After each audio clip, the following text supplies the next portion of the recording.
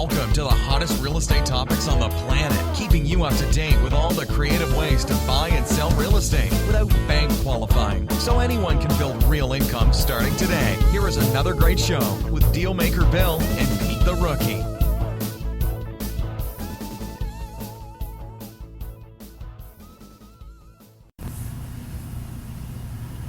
All right, here we are at another Flipping Houses for Rookies podcast. I'm Bill the Dealmaker.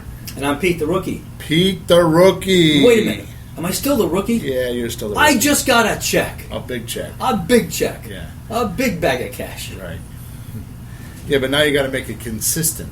Okay, but what's one notch up from rookie? Seriously. One notch. I'm not asking for too much, but just a promotion. Rookie plus. Rookie plus. No, I need an actual word. You think about it. You need to name me. I did.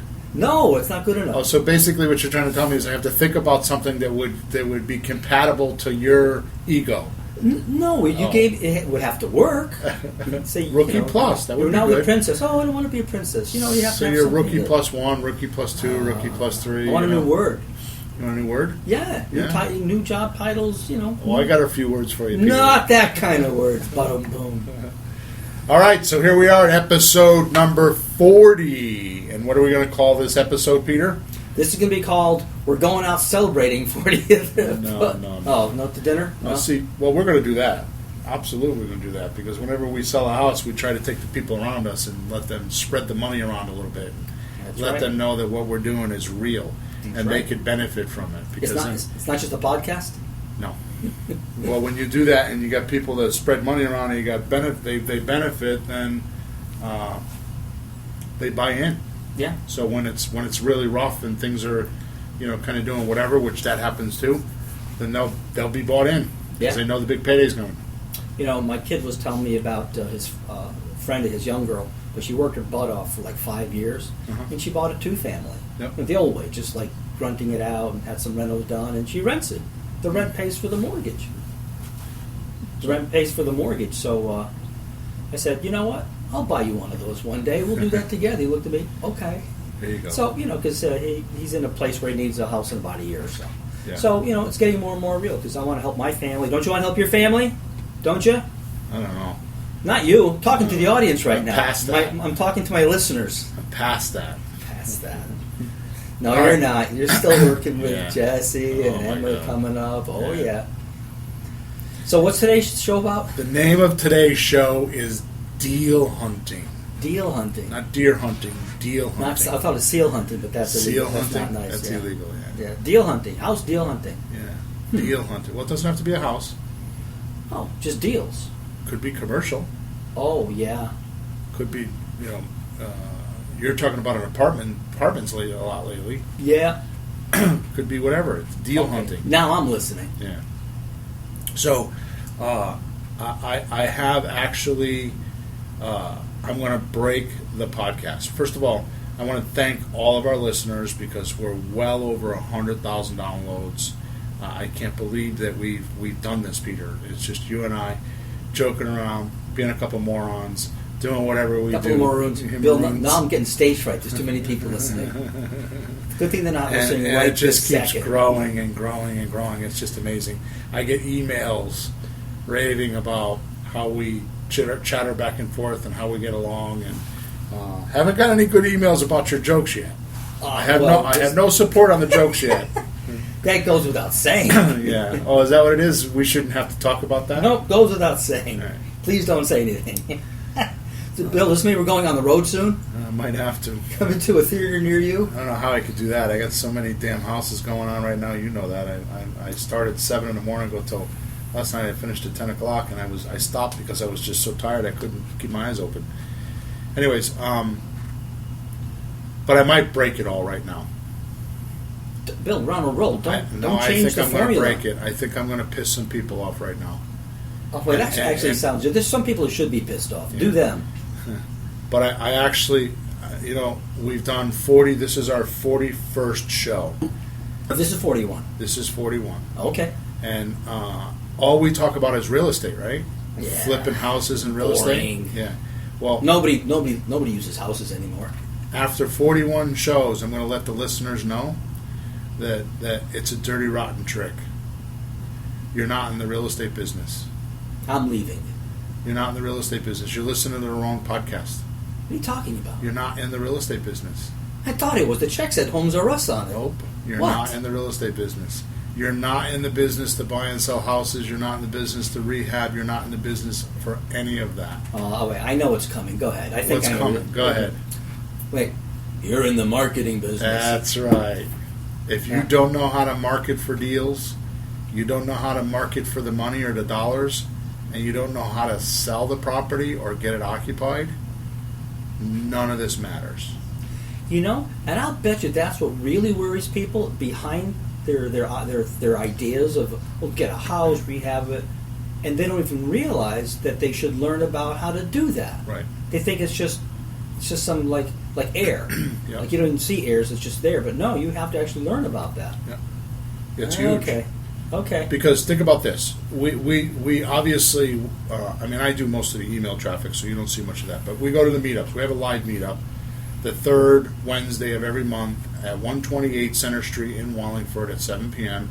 And we usually have, lately it's been 30 plus people. Yeah. Matter of fact, I'm a little bit concerned because this month we already had that many people confirmed on meetup.com, which you can find us there at meetup.com at flipping. You go to meetup.com, flipping houses for rookies, and that's where all that stuff is. If we keep going, I might have to get a bigger space. And I don't know if I want to do that. You know what I mean? It's too comfortable the way it is because honestly, I mean, I've got 5 properties right now, and I, that I'm renovating, and that's a lot of work. I've got closings and money, and and then I have a marketing business, and it's just a lot. I don't want to do more. You know what I mean? I can't. You know what I mean? We're trying to keep you out of trouble by keeping you busy. Yeah, well, that worked.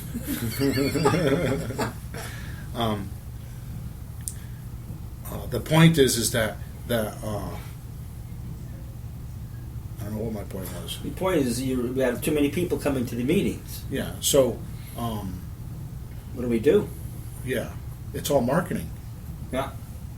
You know what I mean? Well, the first time I came to your first meeting, it was like 15 people show up. I said, how'd you get 15 people to show up? Well, I put a thing on the internet. A thing on the internet? What? Meetup. What's that? One thing and 15 people show up? I don't know how to do that personally. Well, I just started an Instagram account. I've had the Instagram account for 7 days, and I've got over 250 people following me already because I decided to do. I'm doing a daily diary of my life. So once or twice a day, I post something that happened to me today as an investor. Yeah. They're investor things. You don't do breakfast and here's my eggs. Well, I did do that on Sunday. Oh, come morning. on, you did. Sunday morning, I took a picture. I made pancakes for my niece. Why pancakes? And I put a post on there, flipping pancakes instead of houses today. Oh, Christ. It was my humor, Pete. Oh, well, see, Yeah. now you know how it is. Yeah, exactly. All right, let's hear a vote on Bill's humor. Yeah, I'm not looking for a vote on my humor. Yeah, good. That's why I you pick got on my mine. vote. I got almost 50 something likes on my Instagram Yeah, picture. they like the so. pancakes. That's my vote. Anyways, So how's it coming with the Instagram? it's unbelievable. I tell you, it's just unbelievable. Mm-hmm. I mean, obviously, we're marketing. I have a marketing company, and we do stuff like that. But there are certain things that I'll just take on. I want to test myself, and Instagram was one of them. And it's. I mean, we've gotten over 250 followers In 7 days. in 7 days or less. That's just awesome to me. It's just the first week. What happens the first month or the first year? I'm going to hire your daughter for my marketing. No, you're not. That's a secret weapon. Not for real estate. Oh. For something else. Yeah. Yeah. Okay. That's great though. Yeah. Anyways, so the point is that we go to these meetings and these live meetings, right? And we talk to a lot of people, live people that are out there doing things. Yeah. Because I mean, every month, and it's not the same 30 people that come every month. That amazes me. Mm-hmm. There's stragglers, 4 or 5 people that come every month, or maybe a little bit more, but Yeah. every month it's new faces. So we've talked to a lot of people, and I find it absolutely, completely, totally perplexing that they go out and they try to find a property. So they're marketing to the houses. They go drive around. How many people have told us that, Pete? They Yeah. drive around and look for ugly houses in pretty neighborhoods. My wife, I've been doing this 12 years. She still insists that I do that. Mm-hmm. I mean, she's just got in her head. The way you make money as an investor is you buy the ugly house in the pretty neighborhood. Yeah. That's the rule. And I don't have that rule. I've bought well over 100 houses. I'm pretty soon I'm going to say I buy 200 houses, I hope. You know what I mean? But I bought a lot of houses. And there's a lot more people that bought a lot more than me. I mean, I know guys that bought thousands of houses. Yeah. Right? But I'm just me. I'm a simple guy. And I like to keep it simple. I think that's why we have so many people following us, because I'm very transparent. I got nothing to hide. I could literally put you in front of me and teach you everything I know and not consider you to be competition, because what's different about me is I do shit. I don't talk about it. I do it. Mm-hmm. And how many people have we taught how to do stuff and they just don't do it?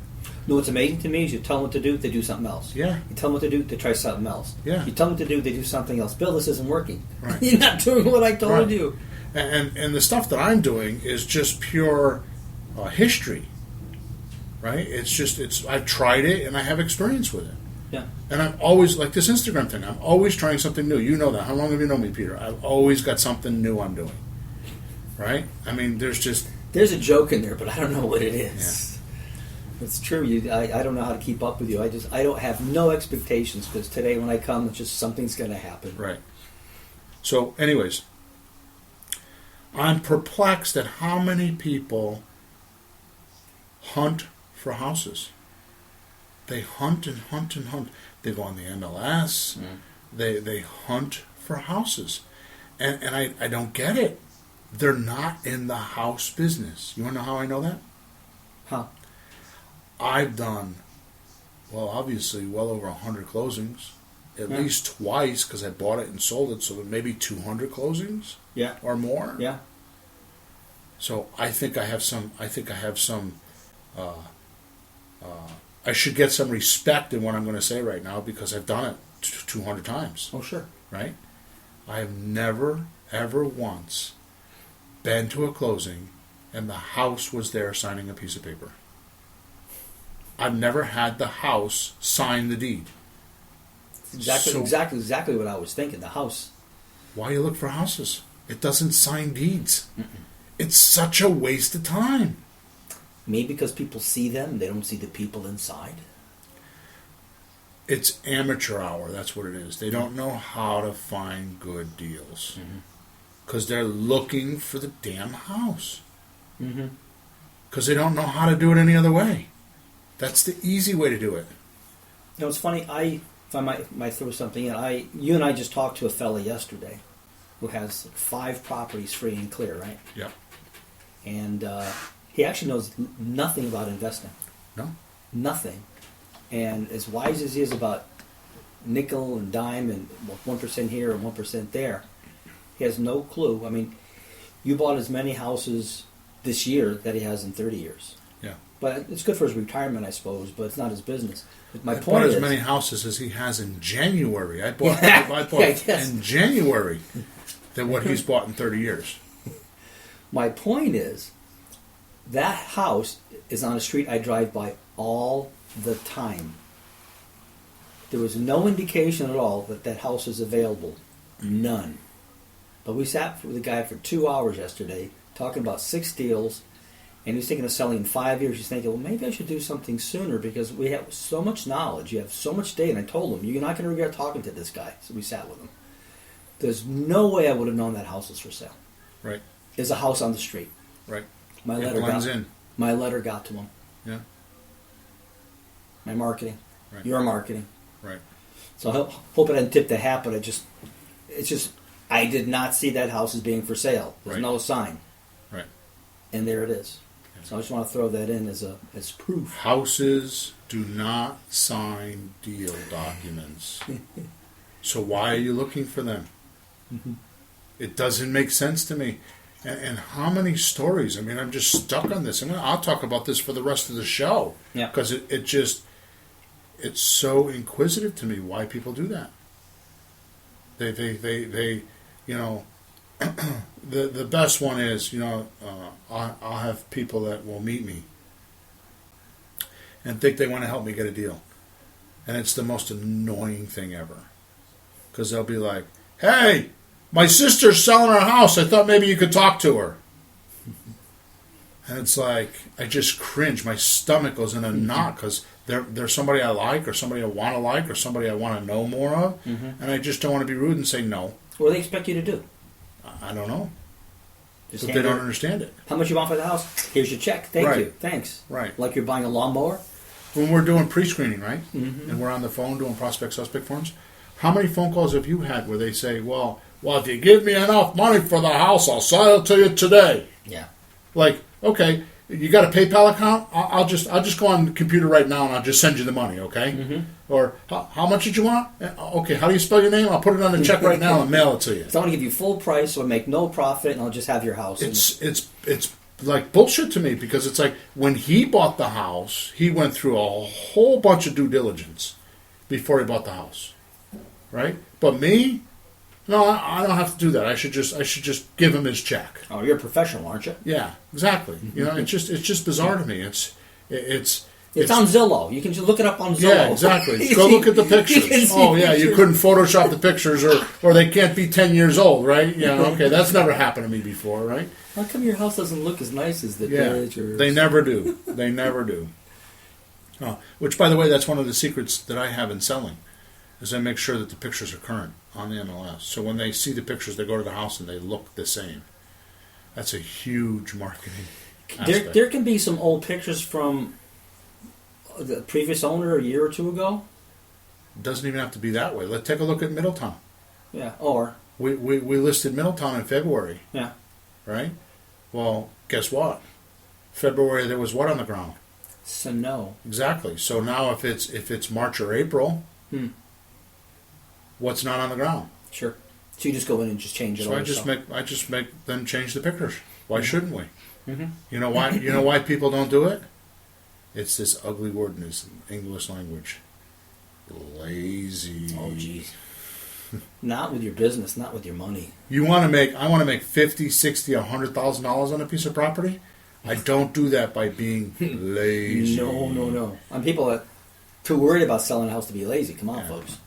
So Maybe you don't think of things like that. Got to be in the house. You got to look at them. Got to walk around them. You got to make sure they're warm. You got to make sure there's.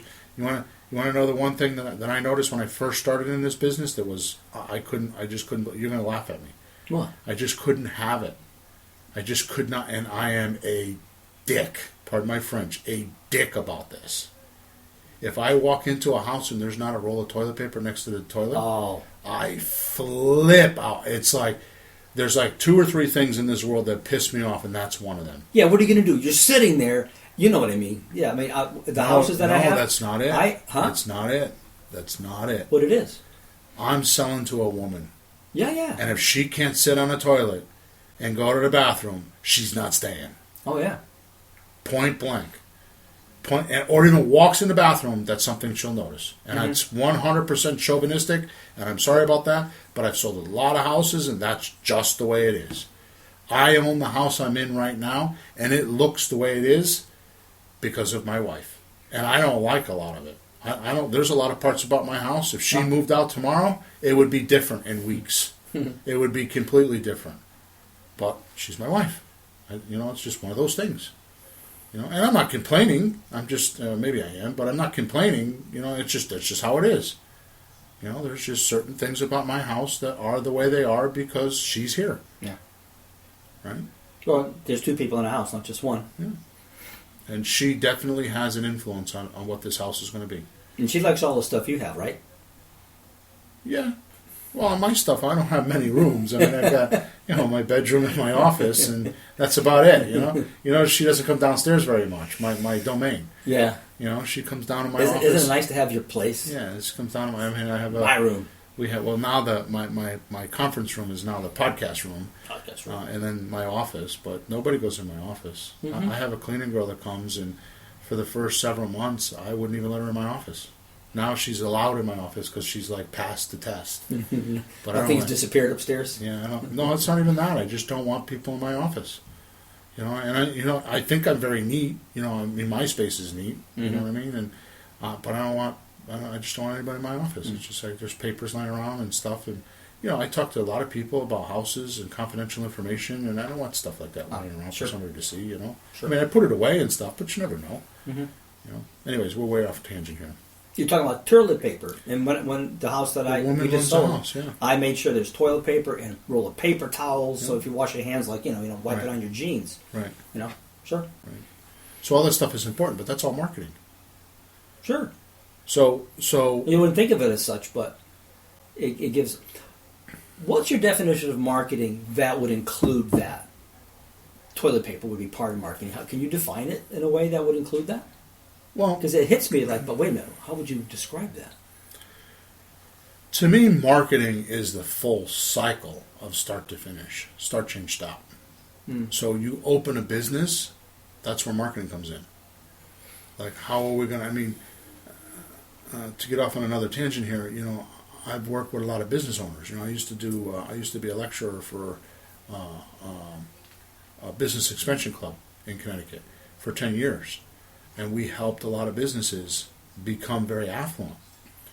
I worked for a company called Management Success in California that consulted automotive repair shops, and I traveled 40 weeks a year and saw 8 or 10 business owners a weekend. We worked Saturday and Sunday. We did a seminar and worked Saturday and Sunday, and sit down with them with their profit and loss statements, right? Yep.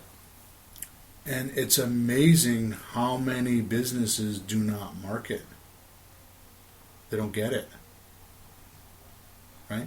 Then I would go over their financial plan with them because they're all worried about money. You know what the first step of financial planning is? Income. Mm-hmm. Where's the money coming from? Then you worry about the disbursements. Yeah. And there's so many people that I would do financial planning with them, and there's a whole lot of work to do before they even get to the expense or the disbursement. Because it's like, where's the income? Where's the money coming You from? need to optimize the income. Well, financial planning is what? What's the definition of financial planning? What's financial solvency? Outflow is less than inflow. Right. So how could you do financial planning if you don't know what the inflow is? Well, people probably worry more about what's going out. They think they control it or just stop it, and as You opposed to can't increasing. you can't expense your way into a profit. Yeah. You can't say we got 10 pencils, let's get it down to 3. You can't say let's cut the electric bill. I mean, all that's good, and I'm not saying that's bad, but you're going to get to a certain point where you just can't do no more. Yeah. It's so much better to put your attention on income than on the expenses. It's so much better to go find money than worry about how to save And money. scrimping and all that. And the reason why we're talking about this, we're not diverted from the conversation at all, because that right there is the crux of real estate right there. Because at the end of the day, why did you flip the house that we just flipped? Well, why did you do it? To make the profit. That check that you're sitting right next to right now. Yeah. Right? Yeah. So that's why you did it. So let's not lose sight of that. Cash flow rules. Oh, yeah. Cash flow rules. But you're saying the important focus is on the income more so than just the out. Because if you don't have the in, what good is the out? Well, let's take a look at you. I'm going to pick on you now, okay? You got wrapped up with this house, and I understand it because I've done it too in the beginning. And where are you now? You got your check. You can't live all year off that check. So how long is it going to take you to ramp it up again to get another check like that? That's right. Another 6 months? Yeah, I don't really want to do one at a time, but that's how, for me, it's like a huge success. I got one, but Yeah. I don't want to do one, then one. I'd like to do one and another at the same time, but I got to work up to that and move Right. quicker. So your mind, I didn't do it on purpose. your Like, mind- I better wait. But Yeah, no, your mind. There was fear to it. You had too much going on. It was, I was a just, little overwhelming. it was just, it absorbed all my extra attention just Yeah. to get this done. Right. And see, because I'm not like, oh yeah, that'll be fine. I was just doing everything, and there's some other things going on that was interfering with the marketing, just home things, the wife, the schedule, my schedule, work, lots of little things. But I screwed up the marketing at one point. Yeah. We fixed that, but I kind of screwed that up. I hadn't stopped completely; it screwed it up, and I wasn't doing it right. Right. So I fixed that. Right. The point is if you don't concentrate on the income, the outflow never happens. Mm-hmm. And the income, and it doesn't matter what you're doing. I mean, look around you. I mean, McDonald's has income. The city of whatever you live in has income. Mm-hmm. The government has income. Everybody has income. So you need to concentrate on that. And the only way you're going to get income is to get attention. Pro-survival attention. Mm-hmm. It's the only way you're going to get income.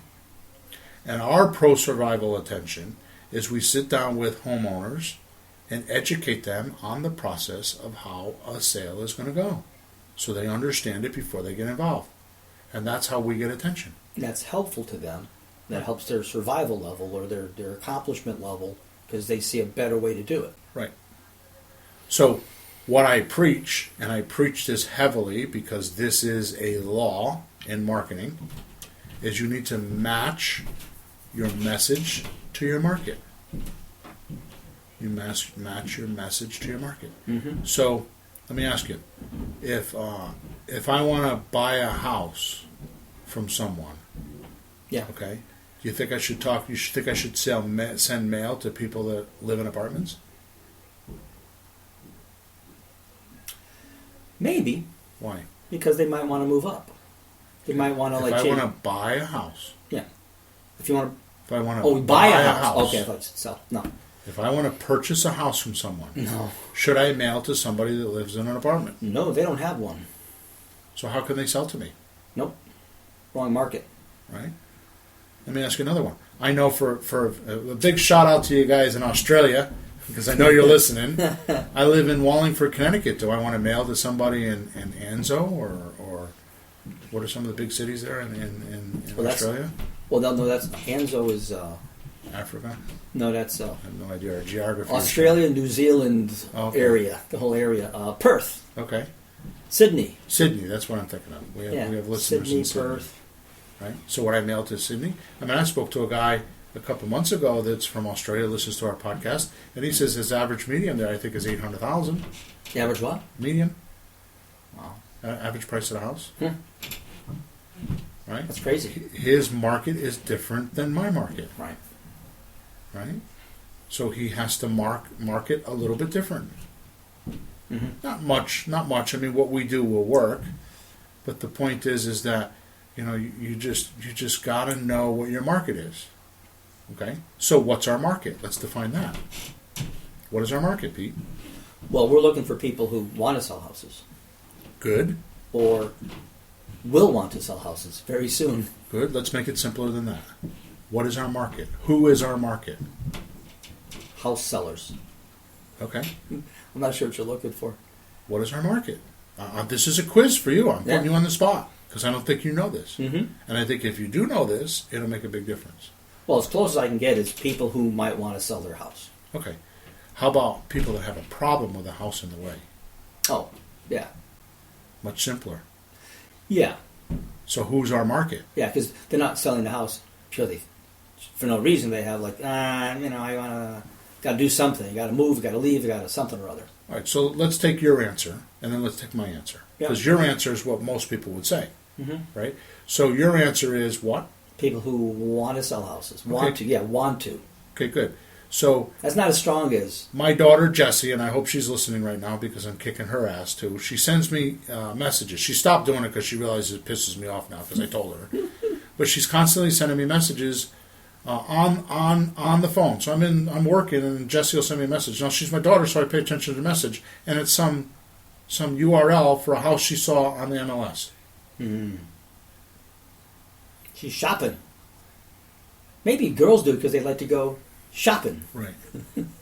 Look at the dresses. Oh, So look at should the I? pretty pocketbook. So should I drop what I'm doing to go look at that house? Yes, Why? because she's your daughter. Yeah. No, I don't think so. Right. No, there's no reason why they would sell you the house in a way that you would make a profit unless there's a reason to, unless there's something that you can help them with besides just buy my house. Right. So let's keep going. Let's keep going down this rabbit hole because we're there. Okay. All right. So one of the laws of negotiating is the person that wants it the least has the most power. So the person that wants it the least has the most power. That's why we Get that. If you just rewound this part of the podcast 100 times until you got that, it would be worth listening to all 40 podcasts just for that one thing. Because the person that wants it the least has the most power. So now let's go back to your seller. They decide they want to sell it. So let's just mock up a scenario here, okay? My wife, okay? Now I live in a I think a decent neighborhood. I mean I'm not a 5,000 square foot house person. It's just her and I. I mean I think my house is probably 1,800 square feet, something like that. It's not a big house. I don't want a big house. You want to know why? Because I got to take care of the sucker, and I don't want to spend all my days. I mean I work too much. When I get Sunday afternoons off, I want to go play. I don't want to cut the grass. You know what I mean? I'm not that guy. Okay. She shows me multiple times a week pictures of houses in Brantford, Connecticut on the water. lovely. See? Very lovely. So let's just take that situation. Is it possible that at some point I'll say, yeah, let's do it? Okay? And then I might take my house and put it on the market. Okay? Yeah. How motivated am I? You're not. You're not. You don't have a problem. Exactly. You have a possible desire, Exactly. a little wanting. Exactly. If everything fits my needs exactly how I want, I'll have the top dollar and make it easy for me. Yeah. Okay.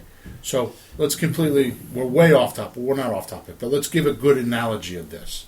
Okay. So yesterday we're in the house with that guy making an offer. Yep. What 60-year-old guy. What happened? He said no. Okay. How many times? Many, many times. Okay. And what happened before we left him?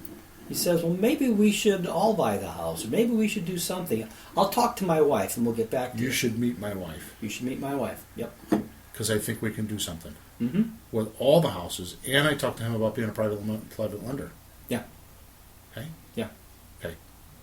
What did I say to him about halfway through before we went to the donut shop?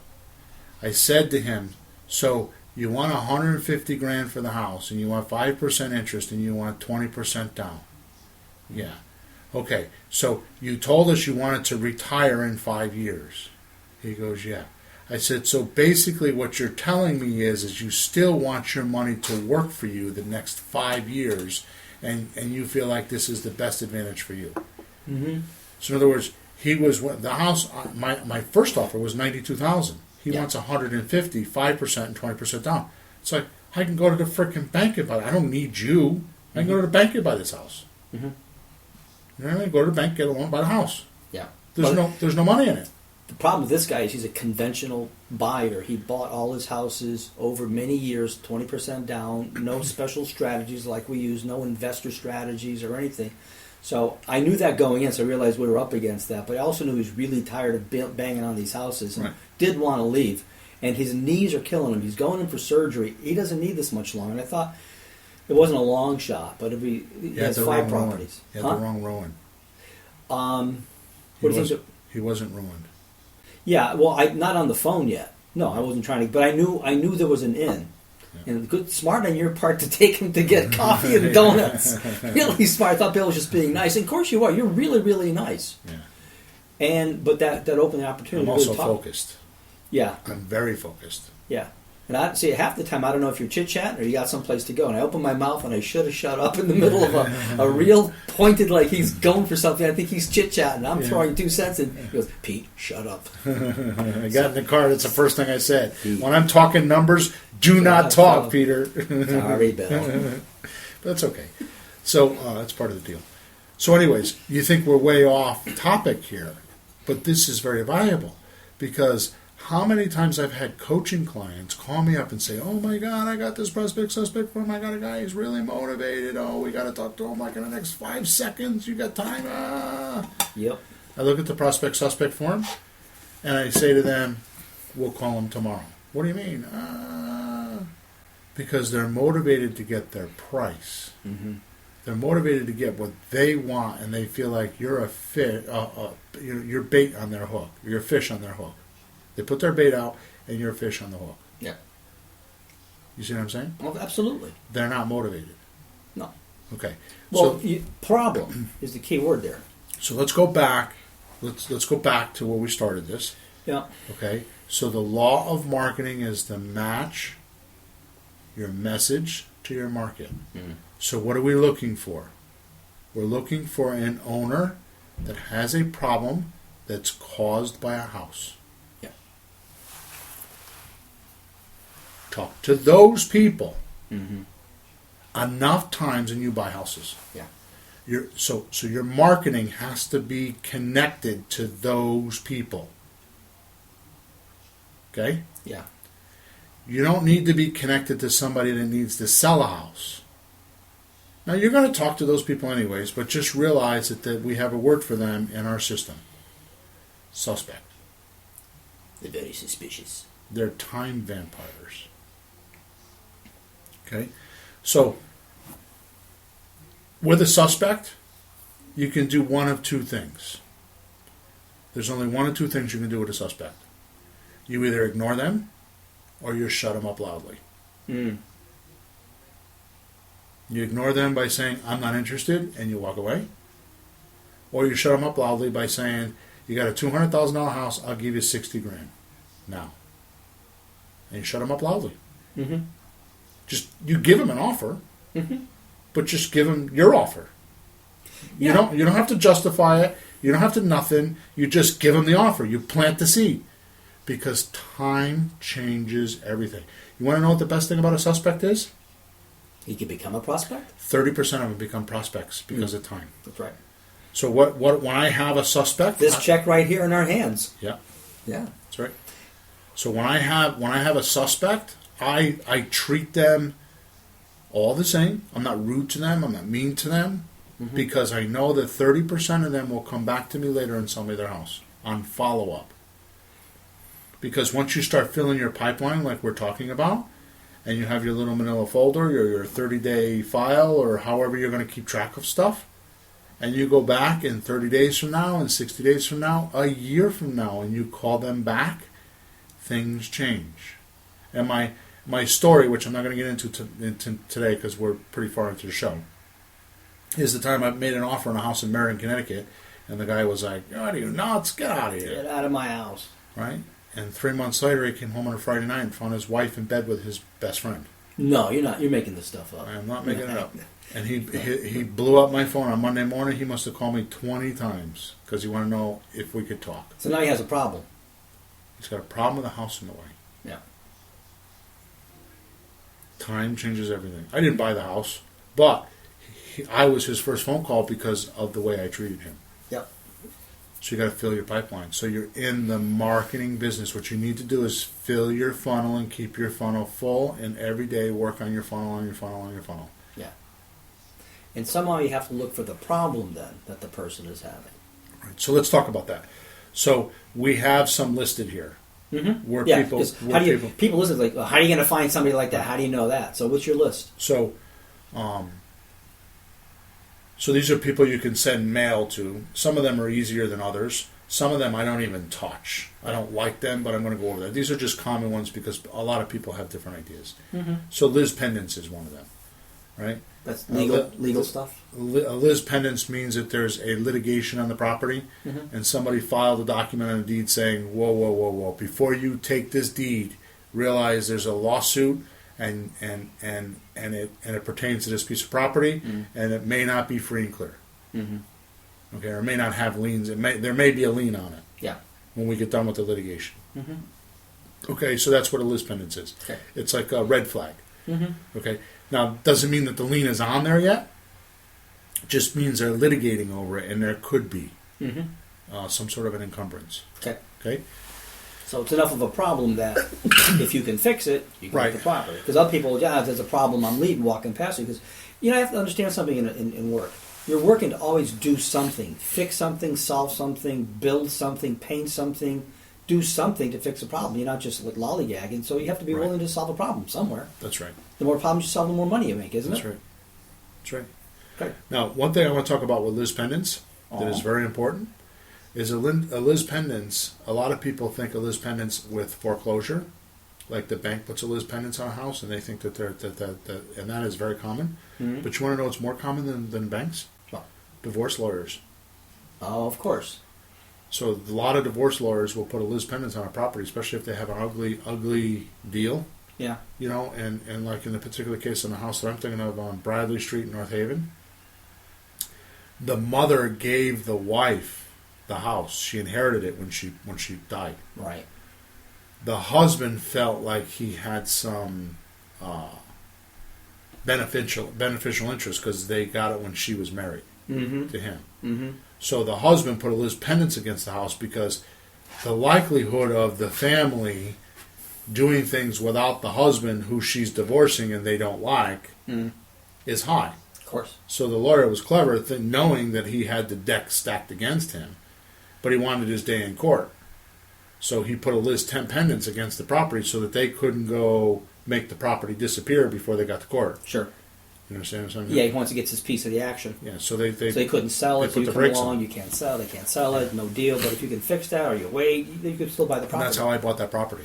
Is because I couldn't get everybody's attention, so I submitted a purchase and sales contract to the court, Straight to the court. straight to the court. You bypassed everything? I had my attorney submit it to the divorce attorney and to the court. Huh. And 2 weeks later, the court ruled on me buying the house, and I bought the house. Do you make stuff like that up as you go, or is there like this is how it works? I mean, is it legal, not legal, or it's just a clever idea? No, I have a very simple rule. Yeah. Yeah, the next step. Yeah. So depending on what's going on with the deal, whatever's happening, I just think about the next step. Yeah. I don't clutter my mind with everything else. I just think about what's the next thing I got to do. Yeah. Okay, I got that done. Okay, what's the next thing I got to do? I'm just thinking not everybody would think to do that, No, because they don't think with the next step.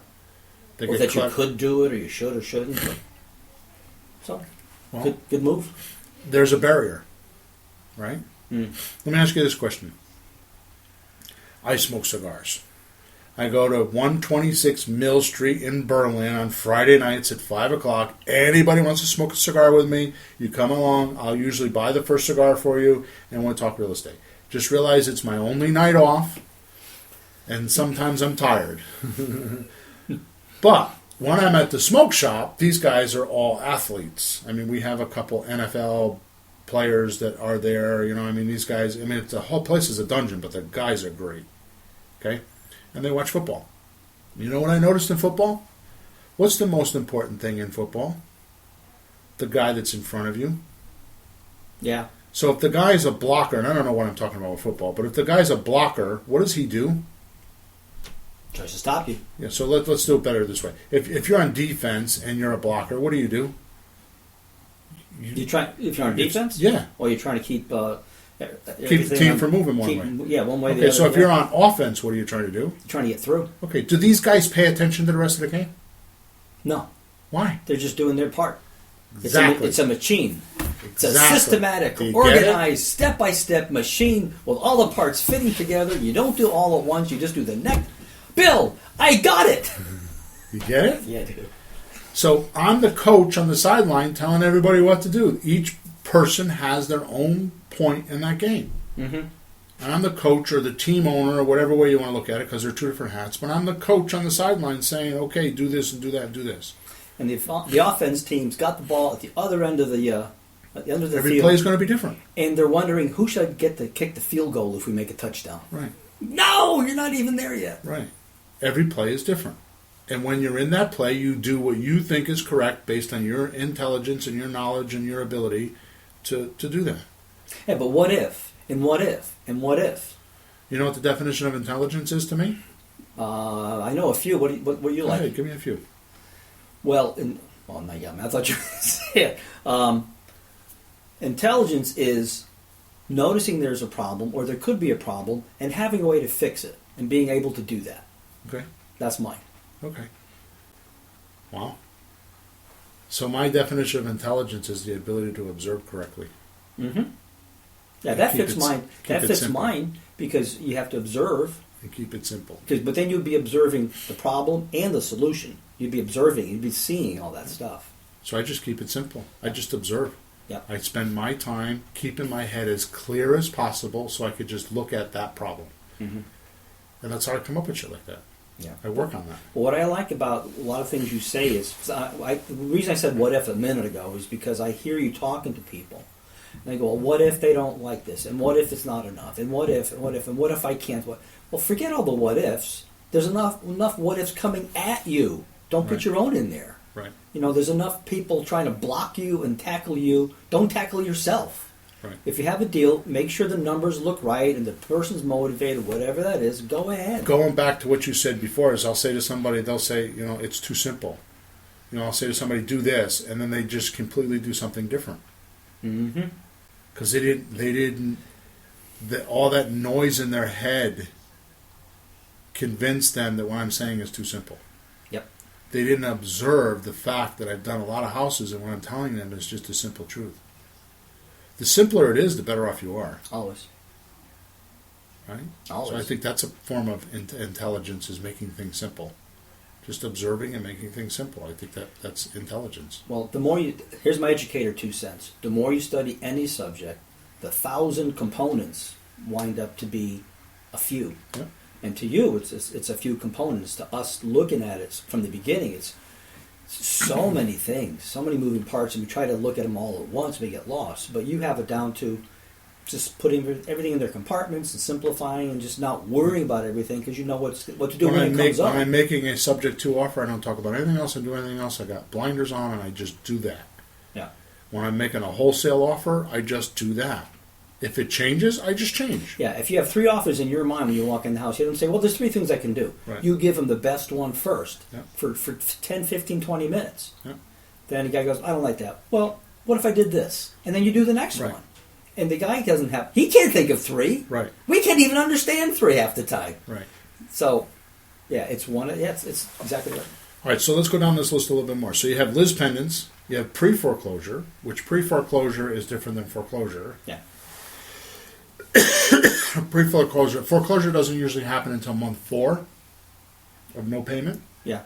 Some banks are month 3, but most are month 4. So pre-foreclosure is I'm 3 payments behind and the bank hasn't flipped a switch yet. Yeah, but there's notices. Yeah. Oh yeah, they're hounding you. Yeah, I'm They're working with a calling. lady now. She's Yeah. almost at that point. And then foreclosure is, okay, you haven't paid us for 4 months. We sent our legal department in there. We just added $6,000 or $8,000 to your account, and we're just going to go sue your ass. Yeah. Okay. Bankruptcy, expired listings, without a listing, right? So without a listing means that they had a listing and now they don't have one. It's a little bit more than expired. It's a little longer than expired, but without a listing. Mm-hmm. House for rent, divorce, out of area owners, vacant homes, zip codes, zoning violations. I mean, there's just. I mean, if you brainstorm, you'll realize that there's just a number of ways that you could do it. Mm-hmm. But this is matching your message to your market.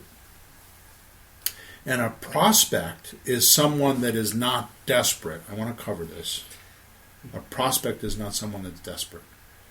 A prospect is someone that is, like foreclosure, I don't do desperate sales. A lot of people do. I just don't want to do that because they're just more work than they're worth. But a lot of people do it. So foreclosure, some of these that we're talking about, divorce, sometimes they're desperate. I don't like desperate. Mm-hmm. What I want is someone that is going to come to the closing table and get what they want. And I'm going to provide it. Right?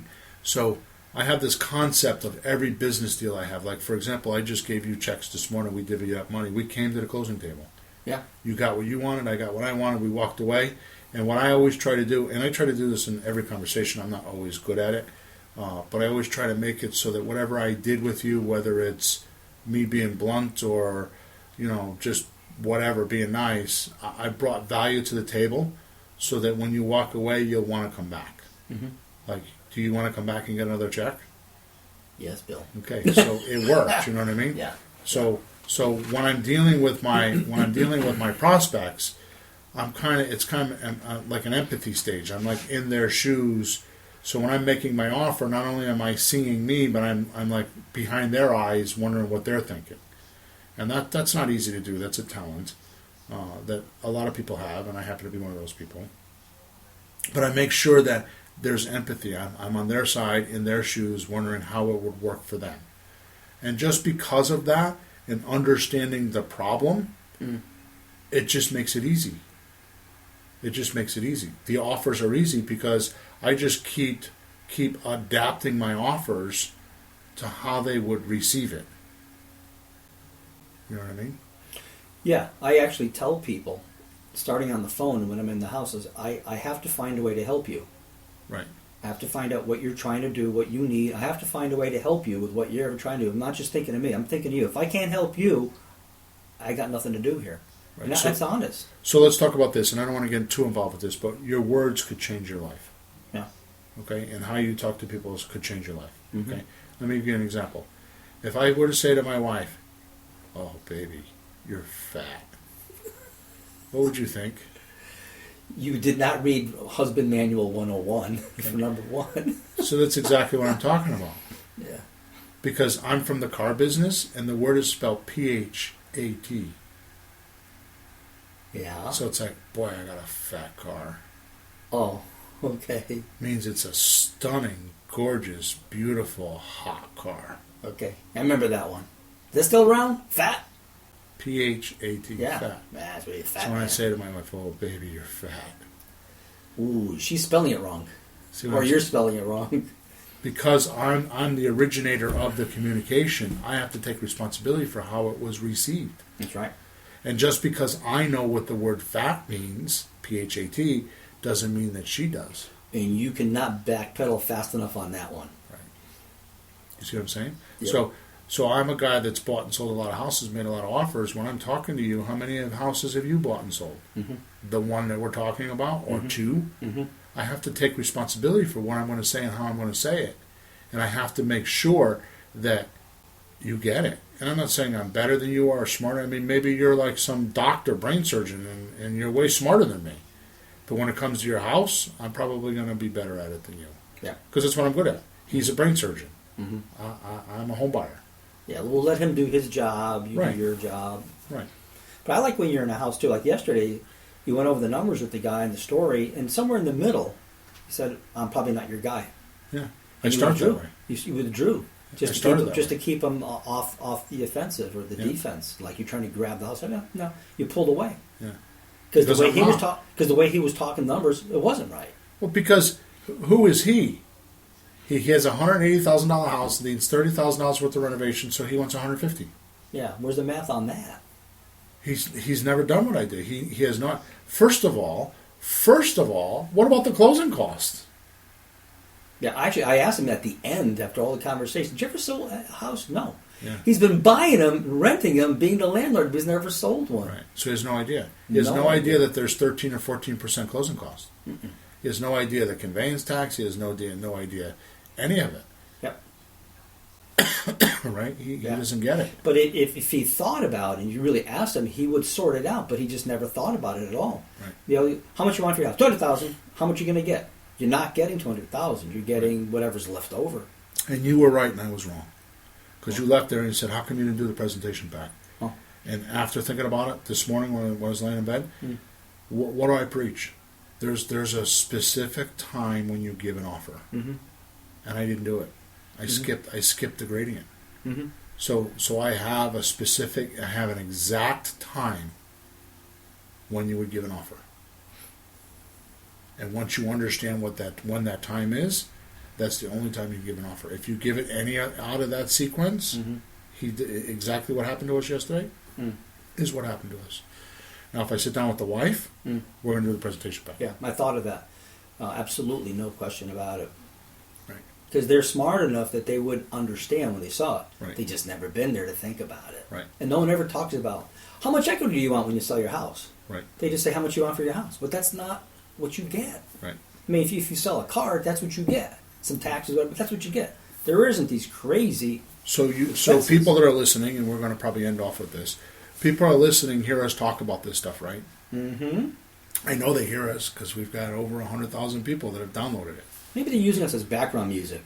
Maybe. Don't sing, Peter. Oh no, I'll play the guitar. The point that I so adroitly lost again, boy, I got to start taking memory pills. I got to take your B12 pills, Peter. The point that I'm trying to make here is that the reason why we have conversations like this guy we talked to yesterday for 2 hours is because the marketing starts the process. Okay? Now I live in Connecticut. You know that because you're here with me. Here we are in Connecticut. If I wanted to go to Florida and went by way of Massachusetts, would that make sense to you? Going the wrong way. Yeah, why? Because I got to go north to go south. Mm-mm. Right? Just doesn't make sense. Nope. Right? So when I say that you're looking for a property and you're driving around neighborhoods looking for an ugly house in a nice neighborhood, yeah, you could buy that house. I mean, Kiyosaki says in one of his books it takes him 100 offers before he buys a house. This is the reason why. There's nothing wrong with it. He's a multi-millionaire, I guess, or a billionaire. I don't know what he is. Yeah. But on this particular point, I don't know that he's right. You know, you got to make 100 offers before you buy a house. Yeah, because you're going to Massachusetts from Connecticut to go to Florida. You're going north to go south. It's just, it can be done. It just takes longer. It sounds very indirect. It just takes longer. So all I'm proposing is that you know who is most susceptible, or they're predisposed. That's the word. They're predisposed Yeah. of your offer. So what you're looking for is predisposed situations that your offer would help. Does that make sense? Absolutely. And I've seen it. I've seen the look on people's eyes. Right. When you find that thing I found it. I mean, I knew there was something with this guy, even though when you want to sell your properties in 5 years, Right. that's the wrong answer. Right. But I knew there was problems going on, that he just didn't think there was a way out besides waiting 5 years. You know what tipped me off with that guy? What? I'm going to tell you what tipped me off. Yeah, tell me, because I was poking, and I knew there was something there. What'd you get? Yeah. So here's what I got. Hmm? When we talked about, I think we spoke about Trump going into office Yeah, the election, yeah. and how he moved his stocks Yeah. and she didn't. He was advised to move all his higher risk investments into safe, conservative investments because everything would crash. Right, because Trump was going to crash the stock market. Well, they actually thought Hillary was going to win, but they said no matter what, everything was going to crash, no matter who. And she didn't. And she just left it. And now she has tremendous gain and he doesn't. Yep. Okay, so that story Mm-hmm. tells me what? They don't commingle their finances. There's something going on there. Wow. I did not pick up on that. So there's something going on there. So the only way I'm going to do anything with this guy is with her sitting there because Yeah. I think she might be the decision maker. She might be the smart one. She made the smart move. Either that or she was just lazy, didn't I care. think she's the decision maker. Yeah. I think he's just he does what he does, and he makes money, but I think she's the decision maker, and that She's story the, told me that. She's the wife. That's 2 points right there. So let's go back to the word intelligence. Uh-huh. It's observation, everything, body language, stories, little anecdotes, parables, everything. You have to pay attention to everything, Mm-hmm. and you pick up on little things like that. Yeah. Okay, but getting back to the show here, the most important thing that I could ever teach is if you're going to do deal hunting, the only way you're going to make money on property, the only way you're going to make money in real estate, this is absolutely, positively the most basic law. This is lower than Real Estate 101. You have to make offers to motivated sellers to buy property. If you don't, first of all, if you don't make offers, you'll never buy nothing. And I'm sure when Jessie hears that, she'll be like, "Dad, your grammar's horrible."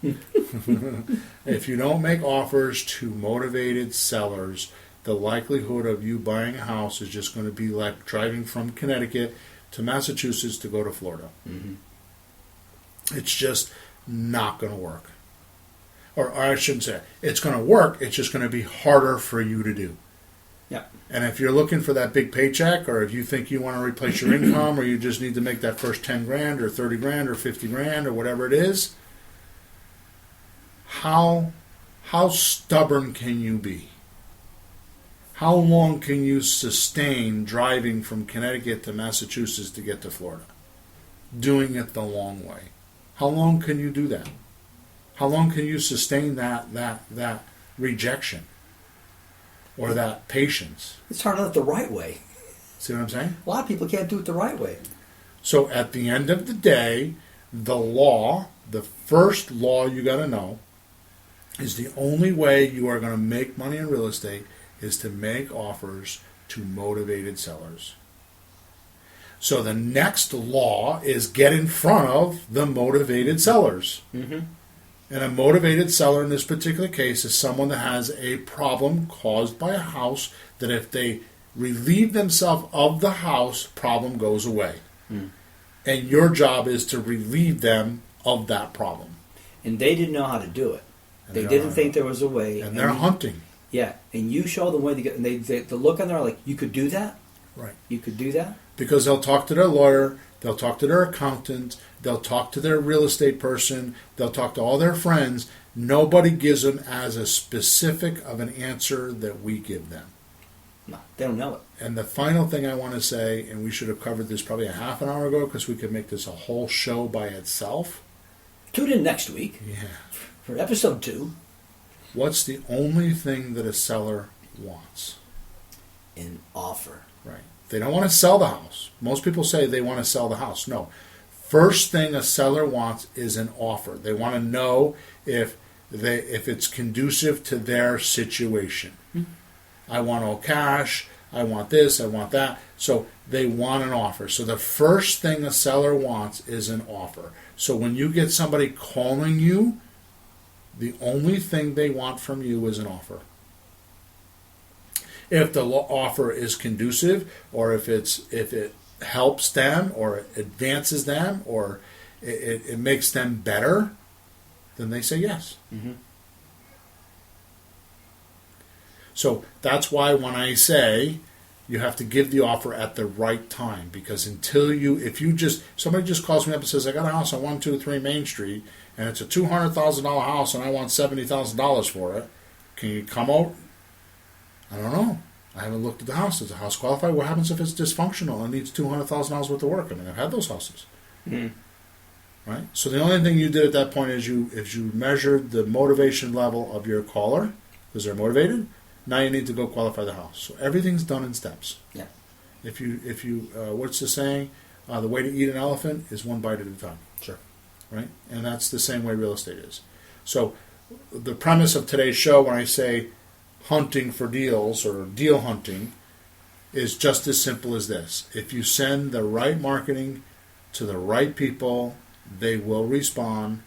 And within, I mean, we have a coaching client right now that we just signed on. You heard him yesterday on my Voxer, when I'm listening to Voxer, because we use Voxer for coaching, Mm-hmm. right? Mm-hmm. He's going wild. He sent out 80 letters, which is too much. Yeah.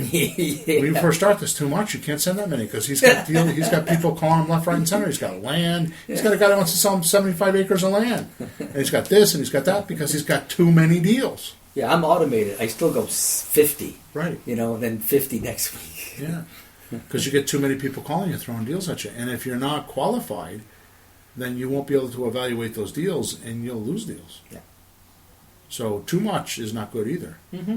You only need one, Yeah. and then another one. Then, Right. Yeah, you're not going to do 5 at once. But it all starts with the marketing. So you're truly in the marketing business, because if you get enough people that are motivated calling you, then you will make deals.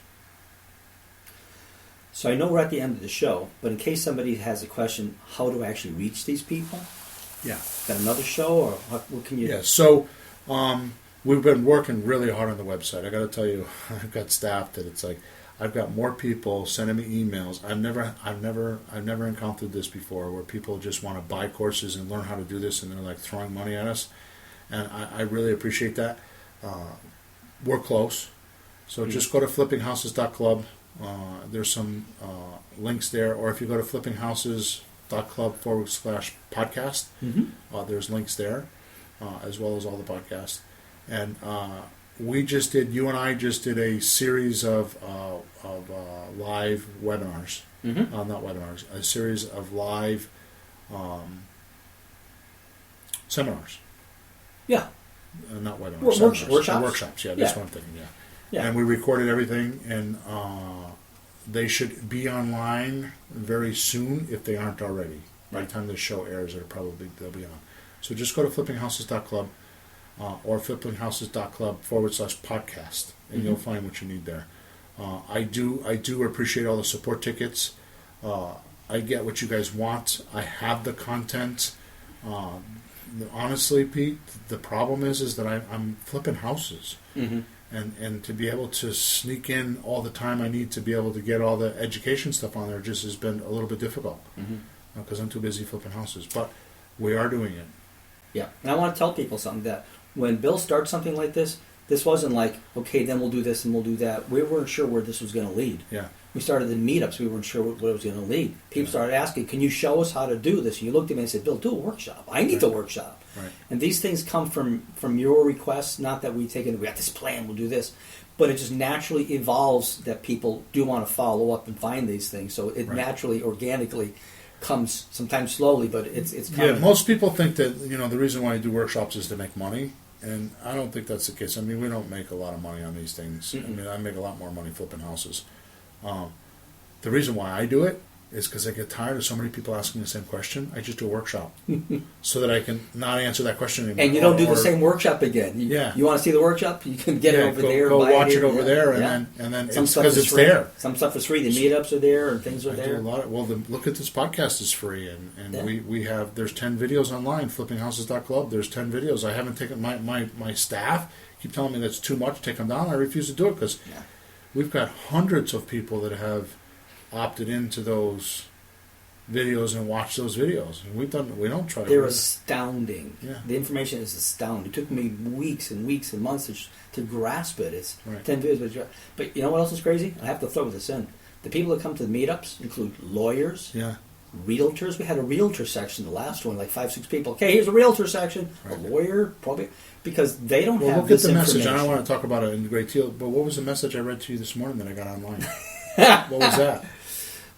Somebody joined the from the podcast, right? No. What was it from? From Instagram? No, I'm not. I don't want to talk about that.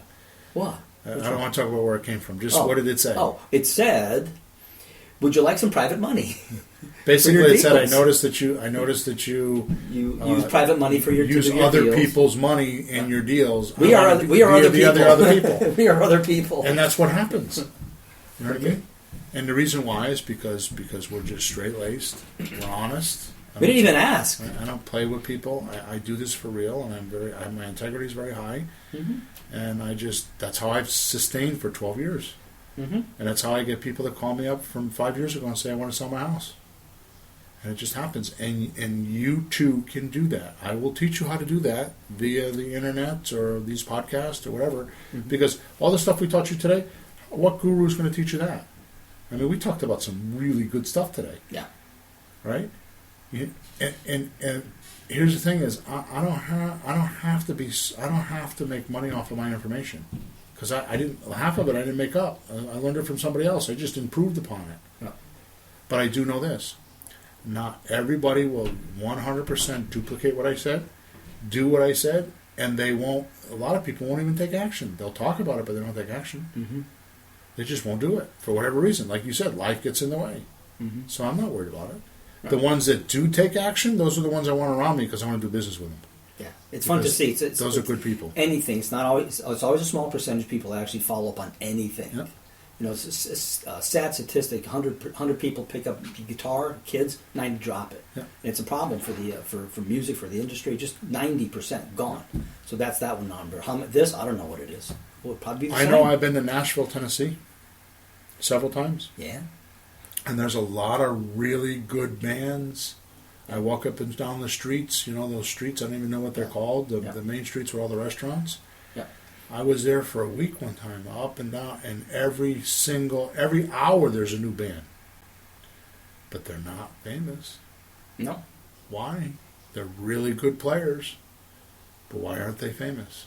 Because they just missed one of those steps by a little bit, or they got something not right, they don't have the right mentor, something happened that they aren't famous. Because they could be. They sound really good. They sound better than some of the songs I hear on the radio.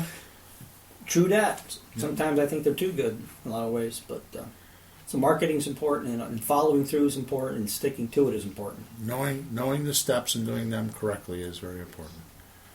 So I think we got to get out of the profound pool right now, and we got to get the heck out of here because we're an hour, 10 minutes in. We were supposed to be a 45-minute show. We snuck it to an hour. Now we're running an hour and 10 minutes. Didn't seem long, though. It seemed like it just flew by. Good stuff, Bill. Yeah, it was a good day. So over and out, Peter. We'll chat next week.